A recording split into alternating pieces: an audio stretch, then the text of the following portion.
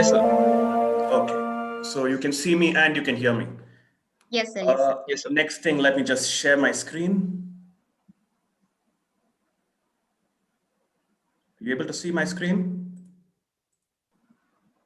Yes, sir. It's loading, sir. Okay.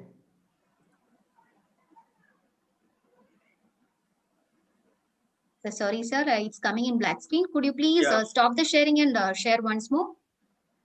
Hold on. It's going to come. Sure, sir. Okay, sir. Yes, Yes, sir. now Now, it's yeah, able to see it. perfect, sir. Thank you. All under control? It's good to start? Yes, Yes, sir. sir. Perfect. All right. So good afternoon, everyone. It's great to be here. Thanks for that marvelous introduction, Joel. So Thank you, sir. what I decided to speak on today is applying positive psychology for a better life. Now, before I begin and get into any of this, I want to just tell you that this being a very short session, it's going to be about 45 minutes. I will share a set of things with you, a set of ideas with you. Look at it as a box of brushes or a cup of brushes. You will pick up and use what works for you, and I think that's the best way to squeeze out as much as you can from this talk. If you have questions, you can put them up on the chat screen. I'll keep looking at the chat screen, and I think so will Joel. I'll pick up the questions in the end in case they are not answered, by the end of my talk. Yes, sir. Sure, sir. Okay, so that's the universal symbol of positive psychology. For those of you who are hearing this term for the first time, I remember once when I was traveling to the US, I stopped by at Schiphol Airport in Amsterdam. This guy was looking at my passport and he asked me a few questions. He asked me what I do. And then when I told him I'm a positive psychologist, he said, "So is there something called negative psychology?" Well, there is something called negative psychology, which is about looking at problems, looking at trauma, looking at issues. And there is a school of thought which says, do look at problems, and that will also give you useful solutions to live a better life. But today, that's not what we're here to do. We're here to look at how positive psychology and looking at flourishing and the good things. So this is one simple way for you to define and understand positive psychology, which is it's a study of what makes life, study of a good life. That's also what I mentioned and talk about in my book. I think any understanding of psychology is incomplete without these two names, and I'm a big fan of putting faces to names. So that's what Martin Seligman looks like, and that's what that name is pronounced as Mihai Csikszentmihalyi. So he's a Hungarian American psychologist. So these two are leading names in the field of positive psychology. And those of you who are, I know that a lot of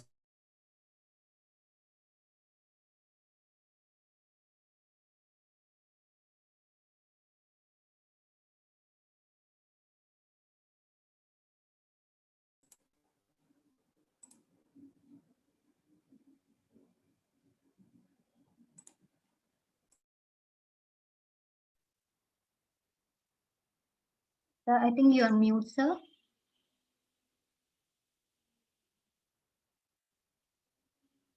Okay, the speaker will be joining back. I think there is some technical glitch. So meanwhile, participants, you can fill in, you can just comment on the chat box. How was the session?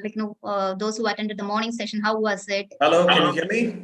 Yes, sir, we can hear you. Thank you. Okay, 1 second. I don't know what happened. I think I just got disconnected. Yeah, are you able to see my screen? Yes, sir, it's loading, sir. It's loading, sir.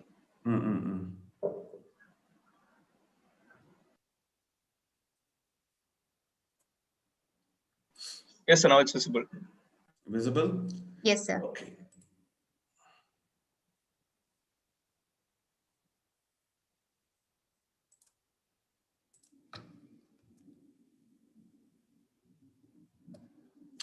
All right, so let me just go back. Yeah, so this is where we were. So I was saying that Martin Seligman and Mihai Csikszentmihalyi were leading names in positive psychology.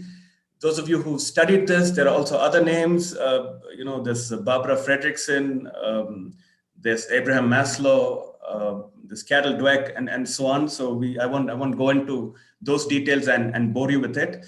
But I want to say this, while, Seligman and Mihai, they said, sometime, you should remember that the whole field of positive psychology came into the picture, was accepted as a field of psychology only around 1998, which I'm sure is after many of us here were born. So it's a pretty recent affair, okay? And sometime in 2000, these two gentlemen defined positive psychology more accurately and said that, look, it's a scientific study of flourishing, flourishing at multiple levels, and performing well at multiple levels and so on. So, having said that, I'm a strong believer that positive psychology has, though this books would say it happened in 1998 and that's when it became a part of the formal field of psychology and so on. I think positive psychology has been there forever. For example, in many of the religions, which I'm sure some of us follow, where we are taught something like gratitude. If you're taught to be grateful for what you have and what you've been given, I think that's positive psychology, and that's been around forever. If your parents told you, maybe a lot of our ancestors told their children, do what you're good at, focus on your strengths, well, that's positive psychology. Any approach to living a good life is positive psychology. So, all the Stoic philosophers, Seneca and Marcus Aurelius, I think what they were really talking about is nothing but positive psychology. Maybe it wasn't called that back then, but that's what it was. So for a history, just remember it's been around forever, and anything else that you read is just formal agreement on how things have changed and when it became a formal field and so on. Okay, so let me start with the introduction of positive psychology there. I think that's more than enough for a start. Here's something for you to understand. Going back to that guy at the security check or immigration at Schiphol Airport in Amsterdam, the traditional psychology basically looked at bringing people who had a problem back to zero. Many of the psychologists realized if you take a depressed person and you sort of remove the depression, you don't necessarily get a happy person.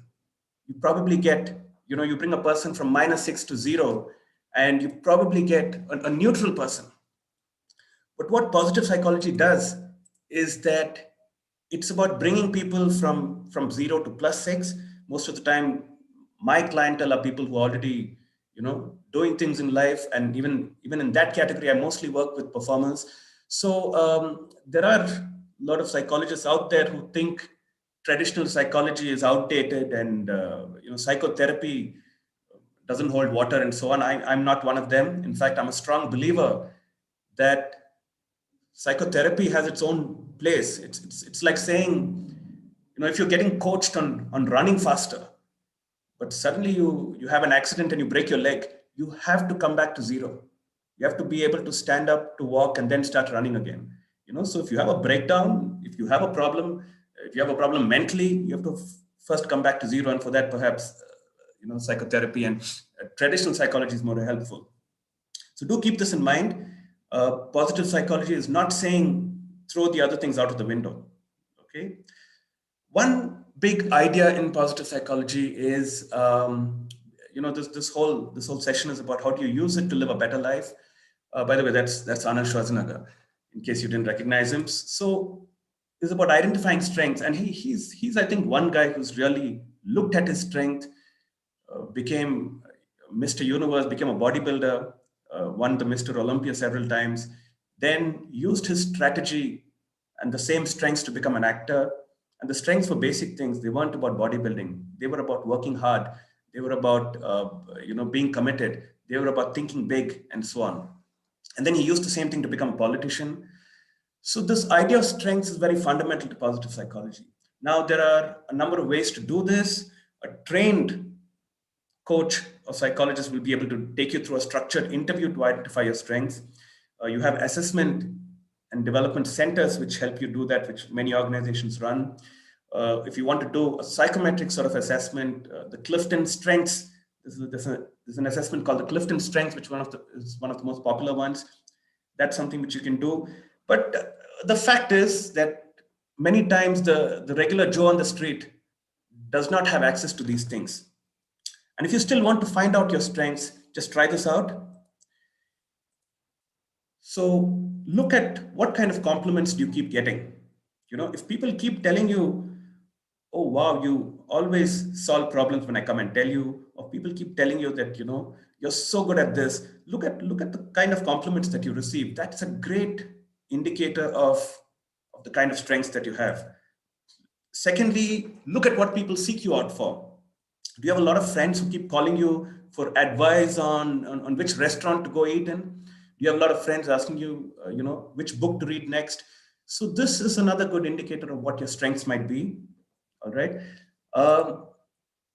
Here's another big thing to find out your strengths. What do you feel you're good at? And this is what I've noticed with a lot of people. The people who are doing well in a field and who have a particular strength, forget about the strength. They first of all feel that they're really good at it. Like Usain Bolt feels that he's a good athlete. And I think that feeling is very foundational to it being a strength. And finally, you can also try this out, which is what do you really enjoy doing? What do you look forward to doing on, say, evenings and weekends? I think these are good ways to find out what your strengths are. So before I continue, it'll be good to watch some of you, share your strengths on the chat screen. I'll take a look at them.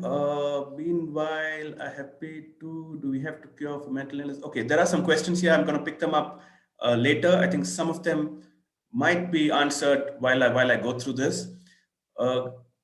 Gravita says assertiveness is a strength. Somebody else says empathetic. Somebody else says multi-phase, quick learner. Another person also says, Dr. Rashmi says assertive. Somebody else is time management. So there you go. So that's an easy, simple way for you to find out what your strengths are. Okay. Look at compliments, look at what people seek you out for, look at what you feel that you're good at, and what you really enjoy doing. And then, look at ways for you to use that strength. And I think all these things about finding the right field, career counseling, looking at getting into the right job in your life. I think this idea of looking at what you're good at, what your strengths are, and finding a way to deploy that or to make money out of it or to live out of it, I think is great. Okay, now look at this couple. What it reminds me of is a date. This is another interesting idea, which is related to positive psychology and the idea of strengths. And I think I should just share this with you before we move ahead. Let me just share this with you. I was at this pub restaurant called Hard Rock Cafe in Bangalore. I live in Bangalore. So I'm sitting there, and on this neighboring table, there's this guy who's listening to every song they play. It's Hard Rock Cafe. So those of you who haven't been there, they play a lot of rock music. Okay, and they also particularly play a lot of classic rock. So this guy sitting there, I think they were boyfriend and girlfriend or husband and wife, I wasn't sure. And he's enjoying the music. And this girl is sitting there not really enjoying being there. She's quiet. So he's not talking much to her. Everything that he's saying is about the next song. He's saying this song is by Bryan Adams. This song is by the Beatles. This song is by somebody else, and giving her some facts and factoids about the song. And this girl is sitting there getting bored. And each time a new song comes, he's singing along, he's having a great time, and she's getting bored and she's becoming quieter. And I could tell from her face, she's probably also getting more, irritated. Now that's the opposite of a strength state. What happens in a strength state is, that's a date, what I just described to you at Hard Rock Cafe. That's a date where the guy is getting to use his strength because he understands rock music, he enjoys it, and he's listening to it. But the girl is not getting to do any of it. She's probably getting to feel more and more miserable about her ignorance about a certain kind of music. Imagine this. The guy really likes music, and maybe what that girl really liked was to cook amazing food and entertain guests at home. Maybe that was her strength. So if that's the case, a good strengths date to have would be to call people home for a music afternoon where the wife cooks and then she can talk about what she cooked and where she got it from, and the guy gets to play music for all the guests. Now that's what is a strength state. So if you're in a relationship, try out a strength state. And by the way, if you're not in a relationship, don't think this is not just a relationship thing. You can have a strength state with your grandmother.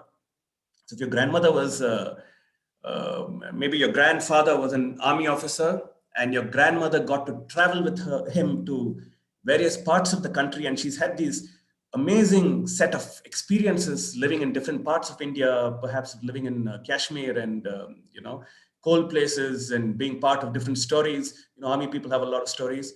You can have a strength state with your grandmother by calling all your friends home and allowing your grandmother to speak, allowing her to share her stories with everybody. Even that's a strength state. So one of the great ways to use positive psychology in the area of strength is to have strength dates with people, and that's a great way to improve relationships. Okay, so that's something about strengths. This is this is a meme that I saw recently. I want to just introduce you to this idea of paradoxical intention. And I was telling you that positive psychology has been around forever. Thanks for all the lovely compliments on the chat screen, by the way. I'm looking at them. I'll look at them more closely as we move ahead. Okay, so I was telling you about positive psychology being around forever. So here's this cat saying, "Come on, inner peace. I don't have all day." Now, this idea of paradoxical intention was created by, at least well defined and written about by this writer called Viktor Frankl. Viktor Frankl was in the Auschwitz camp, and he's written this very popular book called Man's Search for Meaning. If you have time, you should read that book. It's a great book on personal development. If you search for it on Amazon, you'll find one or two books. There's another book called Man's Search for Ultimate Meaning. That's not the book. The book to read is called Man's Search for Meaning, okay, by Viktor Frankl. So what paradoxical intention does is it sort of helps you heighten a particular symptom eventually to get rid of it. Okay, now here's this cat trying to experience inner peace, but he's getting irritated that inner peace is not coming. I'm sure you've seen this gentleman off late. Now, you can use paradoxical intention for a number of things. You can use it, for example, I've helped a lot of my clients use it to fall asleep. Those of you who have insomnia, try this out. If you don't have a medical condition, and if you don't need medication, this is a good thing to try out. We tend to fall asleep faster when we don't want to sleep, okay? But when you go to bed and you're trying to sleep, you just don't fall asleep, and then you're getting stressed that you're not falling asleep. And then you're saying, "Oh my God, please help me fall asleep." And the more you do this, the more tensed you are, and the more unlikely you are to fall asleep. And then you're feeling disappointed with yourself that you're not falling asleep. And that further reduces the chances of you going to sleep. So instead of that, if you go to bed saying, "I want to stay awake till 3 o'clock," and I shared this with somebody over the phone last week. He hasn't gotten back to me yet, but I know that it works for a lot of people. You go to bed saying, "I'm not going to sleep before," suppose you go to bed at 10 o'clock, say, "I'm not going to sleep before 3 o'clock, before 3 a.m. And when you're awake, you're feeling good because you have time. And when you take off that load, people tend to relax. It's also very popularly used. I've used it with a lot of people to get over performance anxiety, any kind of performance anxiety, whether it's being on stage, whether it's not being able to play a musical instrument, whether it's sport, whether you're just about to run and you have performance anxiety, whether it's sexual performance anxiety. When the pressure goes away, and I've noticed this repeatedly with people I coach, when you tell them, "Look, it's so difficult to play the guitar in front of my friends and family members, but when I'm on my own, I can play the guitar so well.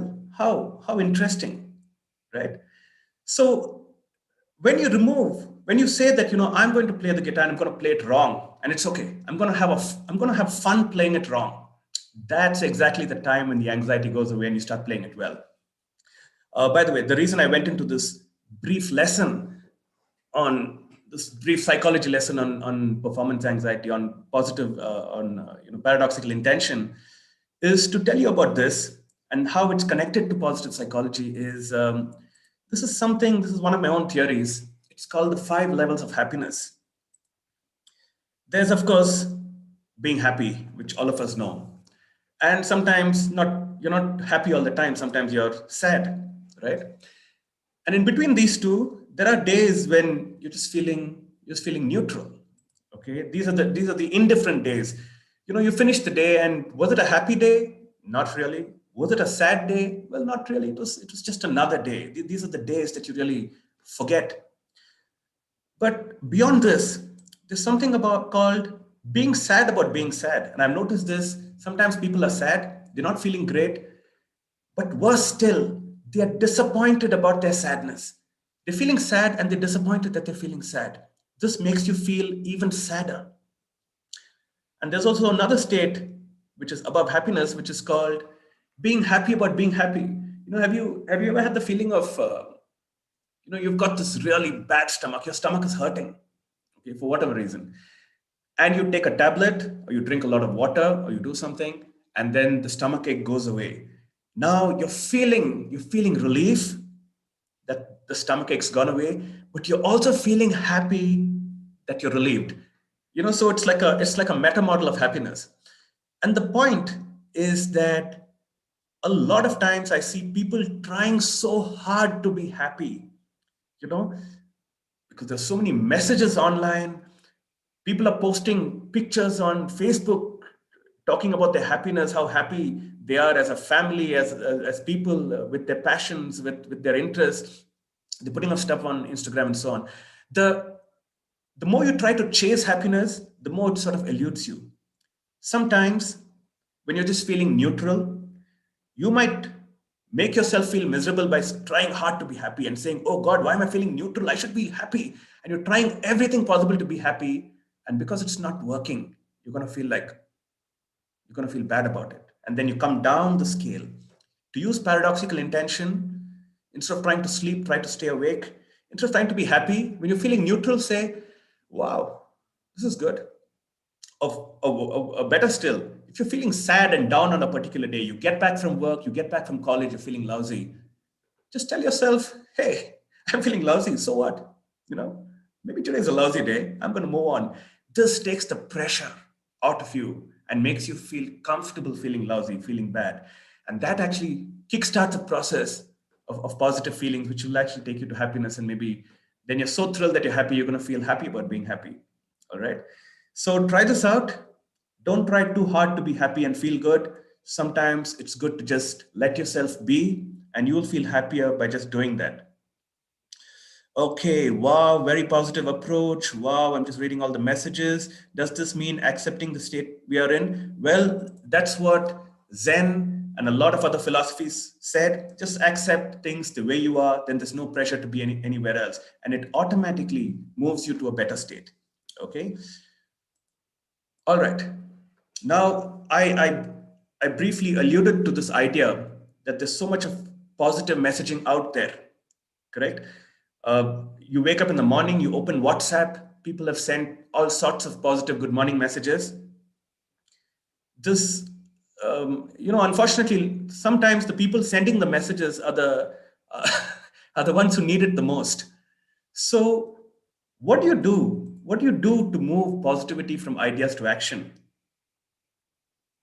In fact, just put up on the chat screen.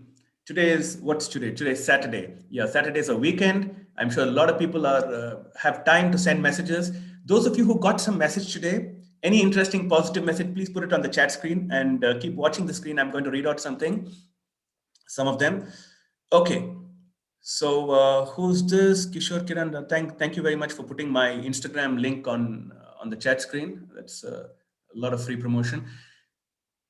So here are some things which I've seen off late. This is Tony Robbins saying, stay committed to your decisions, but stay flexible in your approach. Okay, very good.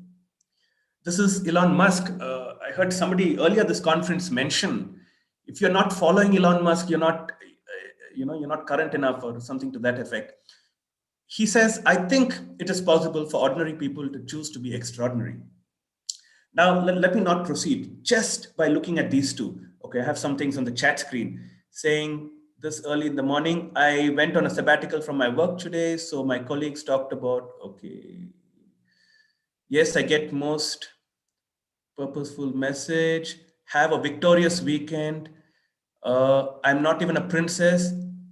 I'm priceless. A prince don't even on my list. Okay. How to accept negative traits like being okay. So thanks for those messages.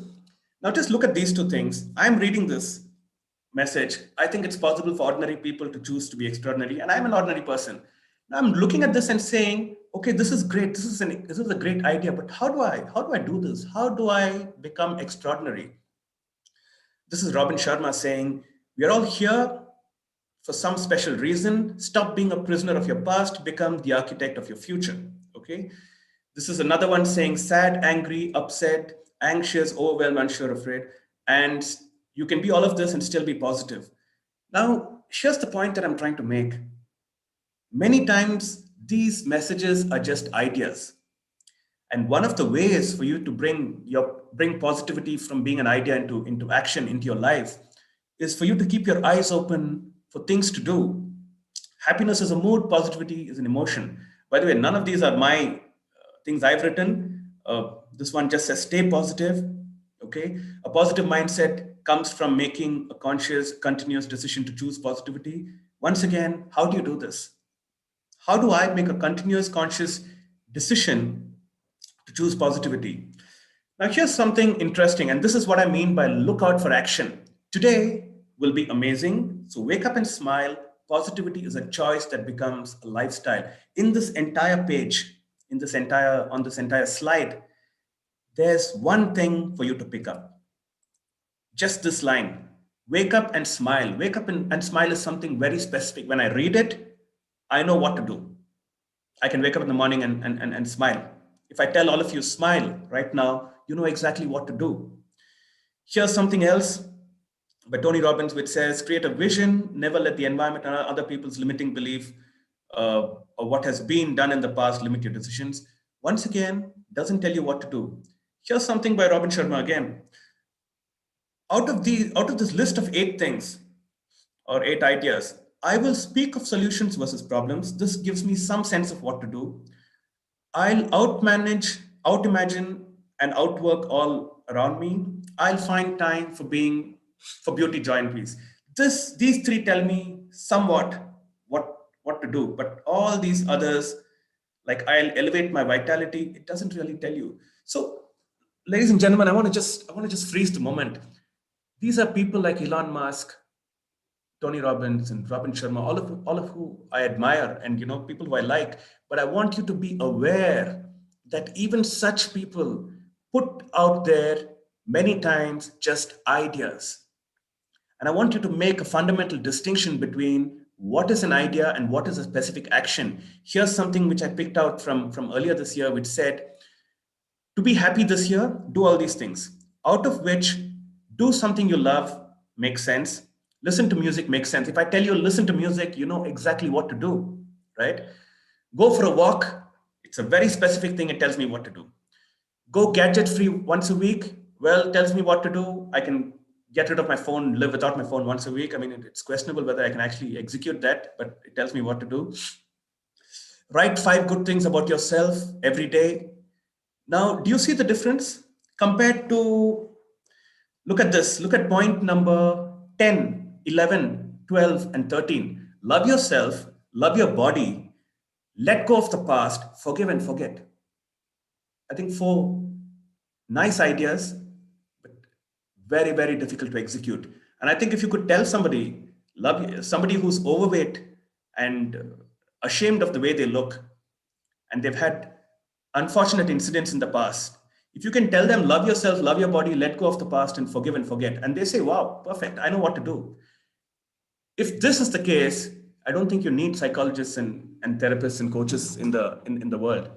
So my point to you is, there are a lot of ideas out there. If you can look through my Instagram profile, you will see a lot of them are ideas. Be aware that some are just ideas, some are things to do. And It's your responsibility to look at the world of positivity and draw from it things that you can actually do, because that's what will help you take it to action. Most of the time, you end up with junk, which are things which don't tell you anything specific, right? Okay. Wonderful presentation. It's very helpful. What's your Instagram ID? I'm sure somebody just put it up earlier. Just go up the chat screen. You'll see it.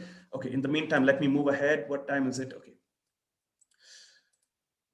So it's pandemic times, and I am really sort of glad with the way India's dealt with this.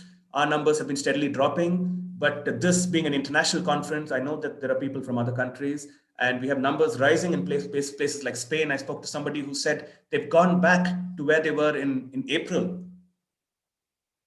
And I think UK numbers are increasing. So I think my presentation would be incomplete if I don't say some things about the pandemic, and especially in keeping with the theme of this talk, using positive psychology to live a better life, but particularly during a pandemic. Okay, so what do I have to say about this slide? Okay, so this is, I just watched the video that you just played. This gentleman's picture is also there. The one on the right, his name is Aaron Beck. So Aaron Beck was a psychiatrist from the University of Pennsylvania, and he's still alive. He's about 99 years old. He was really known for what's called cognitive therapy. Okay. And the one on the left is who I spoke about earlier, Martin Seligman. This is, I think, a great picture of both of them. But there's an idea that Aaron Beck came up with related to cognitive therapy, which was later picked up by Martin Seligman, and which he wrote about and developed into what's called learned optimism. And they looked at what optimists do and what pessimists do. And they saw that there were some clear differences. And I think in those differences lie some of the secrets of dealing with tough times, not just like a pandemic, but any tough time in your life. Anytime you're going through bad things, this is something which you can do. I always encourage people to tell themselves the right thing. And when I say tell yourself the right thing, in your head, if you like, also aloud, but particularly in your head, you become what you keep telling yourself. You keep telling yourself you're an idiot, you'll sort of live up to that philosophy. If you keep telling yourself that you're awesome, if I keep telling myself I'm awesome, I'm going to keep doing things which match that. So the first one, this is what pessimists do. When things are not going well, suppose they get fired, because of the market condition, they lost their job. This loss of a job becomes pervasive. It enters all areas of their life. They say, I've lost my job. So, my working life is gone. Now I can't go meet my friends because they have jobs. I don't have a job. So my social life is gone. If I don't have a job, what will my wife or husband think of me? So my personal life is gone. It goes into all areas of their life. One of the things that you could do as an optimist and to deal with tough times, if something bad happens, if you lose your job, say, hey, I still have a great family. I still have money in the bank. I still have great friends who will support me. Realize that this is not your whole life. This is just a job. So this is one of the things you can tell yourself. Tell yourself things which reaffirm the idea that bad things are not pervasive. Second, personalization. Pessimists tend to do this when something goes wrong. I lose my job, and then I say, I'm useless because I lost my job. I break up and I say, I'm a lousy boyfriend or a husband or, or whatever. So the problem becomes you. So sometimes it's good to realize and tell yourself, oh, I lost my job. What do you expect in a market like this? And things are going to get better. So that's something which you can tell yourself. Remember, it's not personal. Not everything is your fault. People who have this problem, if somebody doesn't call you or return your call, you tend to think that you're not call worthy. But that's not the case. It's likely that that person's just busy. And thirdly, permanence. This is also something which pessimists do. When things go bad, I don't have a job. They think I will never get a job. Have you ever had a migraine, a headache, or a hangover? When you're having that hangover, when you're having that migraine or that headache, you feel it will never get over. This headache will be there forever. You think it's permanent. So tell yourself things like, this too shall pass. things are getting better. I can feel it getting better. This sort of positive self-talk helps you get over tough times. So I hope that gives you an idea of dealing with pandemic. Let me give you one more thing. This is about what you tell yourself, tell yourself the right thing, but also make sure you do the right thing. What do I mean by that? This particular slide became extremely popular during the pandemic with people who attended my sessions. Without getting much into the details, I'll just tell you briefly about it. Dopamine is a hormone which is a feel-good hormone. It's a pleasure hormone. Let me just simplify the explanation so that just remember it as a pleasure hormone. Okay. Serotonin is a hormone which is generally used to help you stabilize your mood and get a good sense of well-being. Okay. Endorphins are pain and stress relieving hormones, and oxytocin you must have heard about. It's the love hormone or the cuddle hormone. The beautiful thing about hormones is if the hormone gets into your bloodstream, it's going to do its job. Like adrenaline. When adrenaline is pumped into the blood, it's a fight or flight hormone. You feel like attacking or running away. Okay. Just like that, if any of these hormones are released into your blood, you have no choice but to feel good because they're happy hormones. So here are some things you could do. Laughter. Watch anything that will make you laugh. Talk to a person that will make you laugh. Watch some stand-up comedy show. Watch some previous recording. Think about a time which made you laugh and you'll laugh again. So this releases dopamine and endorphins. Meditate. Those of you who meditate, you can do this. If you don't know how to meditate, you can just go look at my podcast channel. It's called the Positive Behavior Podcast. There are a couple of different types of meditation and you can listen to it. So when you meditate, dopamine and serotonin are released. Walk. So you can just walk and exercise. When I came up with these things, I particularly picked things which people could use during a lockdown by themselves without the help of another person, or you do on the phone. So you can try this out. Sunlight. If you have a balcony, if you have some place in your house which has sunlight, just go and expose yourself to the sun. That releases endorphins and serotonin. Cuddling and having sex. So if you want to release oxytocin, cuddling, not just with a person, also with a pet, sometimes also talking like that over the phone with somebody. If you have a son who's in another city or a daughter who's in another city, very small, talking and petting them over the phone will release oxytocin. Great music. Every once in a while we have these songs which we want to listen to and listen to again and listen to again and listen to again till it stops sort of giving us that orgasm. That's the kind of song you should listen to. That's what I mean by great music, not necessarily, what the internet classifies as great. What is great for you? What makes you feel good? That releases dopamine. And finally, if you're listening to this saying, oh, I don't have a girlfriend or a boyfriend, I'm not in a relationship, what do? I don't have a pet. Well, you can just eat together. Sharing a meal is a great way to release oxytocin. Also watching, doing acts of kindness, being kind to somebody, donating money, even these things would release oxytocin. So these are things that you could do to help you get over turbulent times. Okay, so I want to just end with one or two ideas before I take questions. Okay, so we have about 10 more minutes. Any discussion about positive psychology, I think, is incomplete without talking about relationships. Okay, and I already told you about Aaron Beck and Martin Seligman. I know there are a lot of sciencey people here. So if you have a great interest in reading more about it, you can read there's a very popular research paper by both of them and Stephen Mayer and a bunch of other people. It's called Beyond Depression. You can read that research paper. It's a fantastic paper. It's not recent. It must be almost 10 years old now, but it's a great foundational piece of work on which a lot of current research is happening. Like that, there's another interesting piece of research which happened at Harvard, which is called the Harvard Study on Adult Development. You can search for this on Google, you won't miss it. Harvard Study on Adult Development. Okay, it's by this gentleman called Robert Waldinger. Essentially, they caught a bunch of people who were studying at Harvard in 1938 and they followed their lives.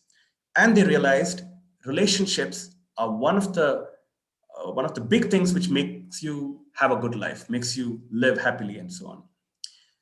So this is something which came to me. I have a friend called Varun Sharma.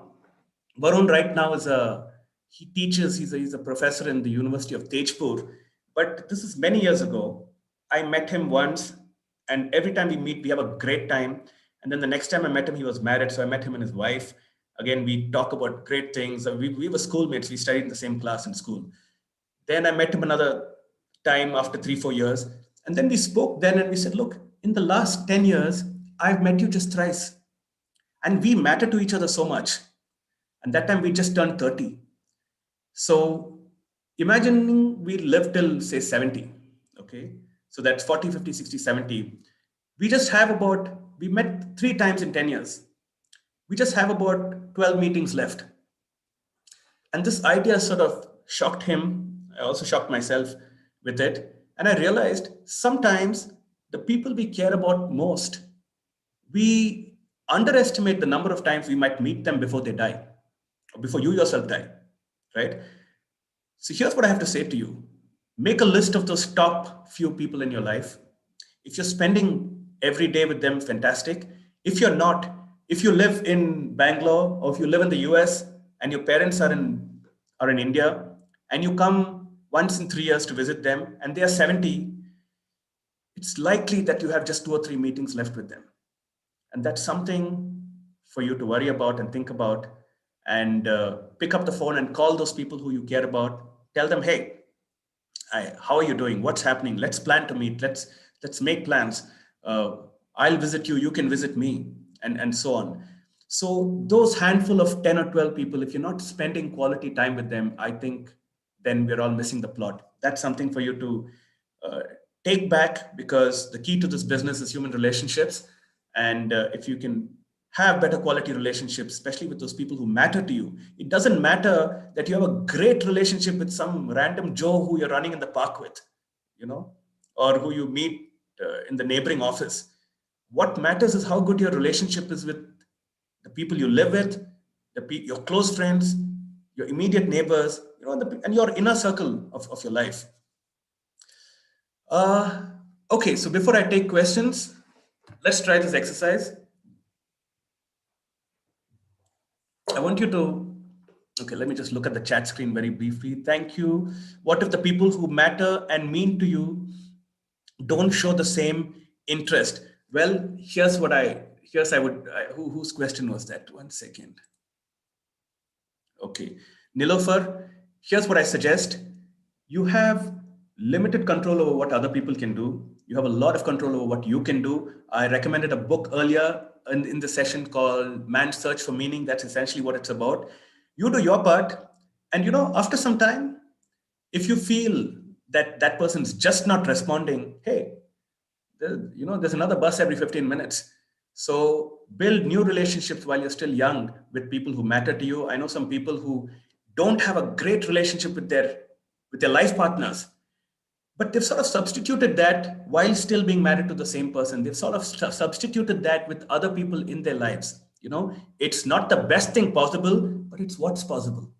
And sometimes you have to choose between what's available to you rather than worry about what's not available.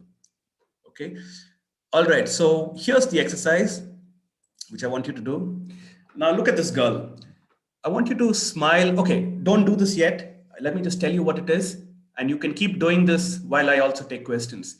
Just listen to me first. Don't start doing it yet. I want you to smile and keep your eyeballs facing up. And this is a great way anytime in life, if you're not feeling good, if you're feeling a little down, if you're not feeling upbeat, if you're feeling like, oh, I'm not feeling great, I don't know why, nothing happened, but I'm still not feeling that great. Here's what you should do. Just smile, okay? And look up. Okay, don't do it yet. Just watch me. I hope you can see my eyes. Don't look up that much, because when you do that, your head's going to start hurting. Don't smile so much. If you have this unusual, huge smile, you're going to feel artificial about it. Smile very slightly. Just look at this girl. You can almost look at her and wonder, is she really smiling? But she is smiling. She's smiling very slightly. So smile slightly. And then look up. If you were in a room like an 8 by 10 by 10 room, you should be standing and gently like looking at towards the ceiling. So comfortably up, that's it. So look up and smile slightly. Okay, now you can do it while I keep talking. So as you smile and look up slightly, okay, don't worry about looking at me in the screen. I'll just keep talking. As you smile and look up slightly, you're going to have the sensation like, what am I doing? Oh God, this is not, this is so funny. It's okay. Just stick with it. Stick with it. And if you're doing it right, you're going to slowly start feeling like smiling a little more. Okay, you're going to slowly start feeling like smiling a little more automatically, without you trying to sort of push it. Okay, you're going to automatically start feeling like smiling a little more, and then keep at it, and then you're going to feel like smiling a little more. Okay, those of you who are doing this from wherever you're watching, I don't know, there are like 500 plus people here, and I think there are a few thousand people on YouTube Live and Facebook Live and wherever this is being live cast.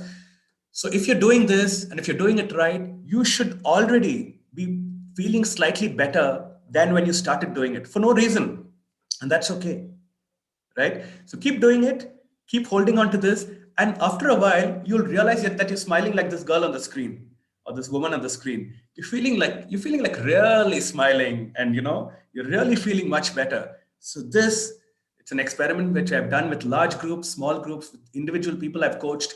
Sometimes a lot of my clientele is corporate. They walk in after a distressed meeting and they're sitting in the coaching session. So I get them to do this to start feeling good before they talk to me.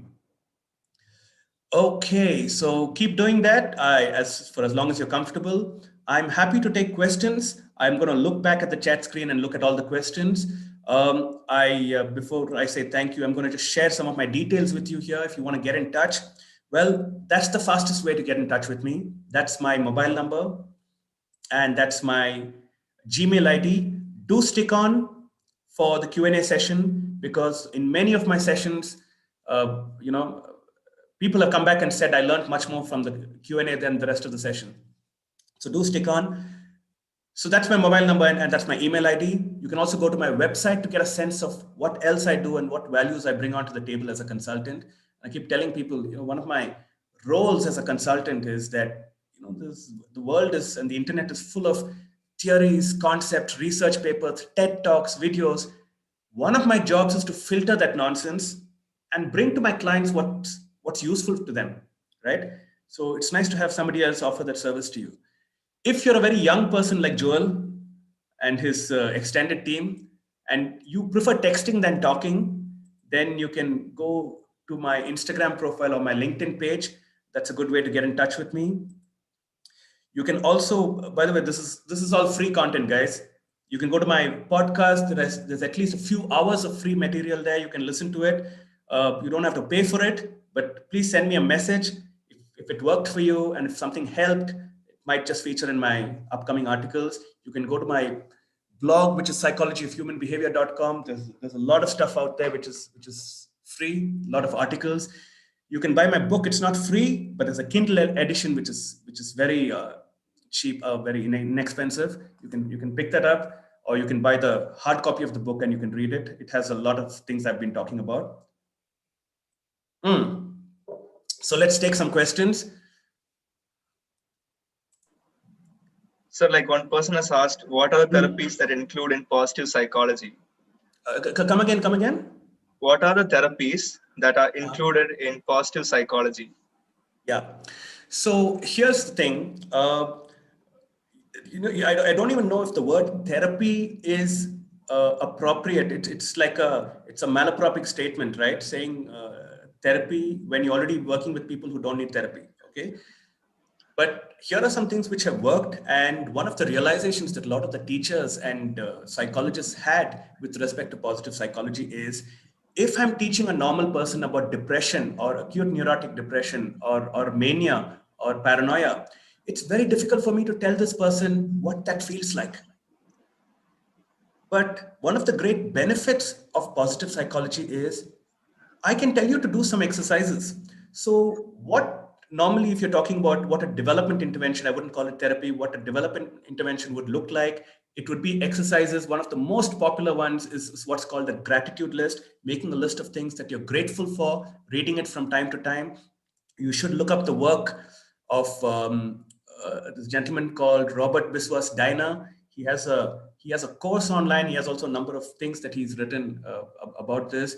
Some of the other things would be looking at your strengths, identifying your strengths, looking at ways to explore your strengths, looking at your values. What is it that you value the most? And can you live a life where those values are expressed? Imagine one of your values is honesty.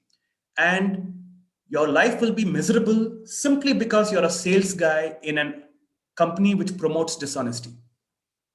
So a lot of the things that you will do in the form of improving people's lives, or if you want to call it therapy, is about helping them use these things. Some of the stronger ideas, if you want to explore, there's something called as post-traumatic. We keep hearing about PTSD. There's something called as PTS, or post-traumatic PTG, or post-traumatic growth. Okay, saying going through tough times doesn't mean you'll be bruised after that. You might actually come out stronger. There's an entire field of mental toughness. You can look up the works of Barbara Fredrickson. I think she's written a book called Grit, where she's done a lot of research on that. That's maybe a good book to read. Okay, next. Joel? Sir, what would be the reason for one searching for happiness? Yeah. I made a podcast about this. And it was an idea inspired by Eckhart Tolle's book, The Power of Now. And somebody asked him the same question. He says, why should I be happy? What's the problem with not being happy? And Eckhart Tolle says, well, there is nothing wrong with not being happy. But the point is, if you have a choice, if you have to choose between happiness and sadness, or not being happy, and if you're still choosing sadness, then that's something for you to think about. So Eckhart Tolle says that if you have a choice, it makes sense to choose happiness. But here's what I would say. If somebody is saying that, I don't want to feel happy, I want to feel neutral. Okay. And if the whole intention is to feel neutral. Now, if you choose neutrality or indifference, okay, sometimes this happens, when you're having a fight or an argument or a disagreement with somebody in your life, a friend or a partner or a business associate or a client, you kept calling the client.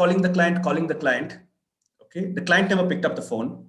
Now you're saying, I'm not going to be happy about this. I'm going to be indifferent. Let the client call. I'm going to be indifferent. I'm not going to pick up the call. Now that indifference actually makes you feel good. So eventually happiness is more of a default state. Even if you try to be neutral, that neutralness will make you happy. You'll be happy that you're neutral. Okay. I don't think you'll be sad that you're neutral, because you'll be going after what you want. And when you get what you want, you're likely to feel happy as a default, movement of energy levels or feelings or experiences. And I think we have to accept at some point that we have less control over that. Okay. Sir, I have a doubt regarding, you told about positive psychology, how you have been applying them. So you told that there are a lot of information in this world in internet, like TED Talks, lot of information. So as a person, how can we choose which is right for us? And how did you come up in your profession, positive psychology? What made you feel that, okay, this is what the client needs. This is where we should supply from, this is where we should provide. How did you find out, sir? See, it's, I think more than what I studied or worked on the research or my master's degree or whatever, one of the things that has really helped me understand positive psychology is the number of years of meditation that I've done. So I was just sharing with my brother recently, when we were sitting at home and chatting earlier this week, that I started meditating in the year 1998. Okay. And I've meditated almost every single day since then. Okay. And I think that's taught me a lot of things, and some things just come to you intuitively. So I really don't have a black and white answer. I can't even promise that I chose it. I probably realized it later when I look back and say, what really helped me do this? And then I realized that, I think made these choices because I was more relaxed at that point, and I was more relaxed because I meditated. So that's what happened in my life. So my life is probably a bad example for somebody else to follow, because it was a series of accidents which came out right. But if somebody was to really do this now, I think maybe doing a strong program in positive psychology, like an undergrad degree in psychology, would help. I mean, I don't even qualify for that because I have an undergrad degree in mechanical engineering. So I would consider myself as a wild card entry into the world of positive psychology, But if somebody really wants to do it now, I think an undergrad degree in psychology is great. And if you realize that you enjoy the positive psychology dimensions of it, some of the programs to do, UPenn, University of Pennsylvania, has a program called MAP, Masters of Applied Positive Psychology, MAPP. You can look that up. It's a very expensive program, but many people I mentioned here teach in that program. Then you can look up a program called, the oldest program in Europe is a program from the University of East London, also called MAP, or I think it's just called, it's called MAP. I think it's called MAP. You can look up University of East London. They have a program. If you're still undecided at the master's level and you're wondering, is this for me? Then UCLA has a program, which is a program on applied psychology. They have a great master's program on applied psychology. And then you can decide what you can do. And that, Joel, will answer the question of how do you learn something? How do you apply? Because for me, I've been using positive psychology even before I realized that it was called positive psychology. Later, I just had an epiphany of sorts saying, oh, wow, now there's a name for it. Okay. So Great, sir. maybe that's a good program to do. I mean, during before sessions and all,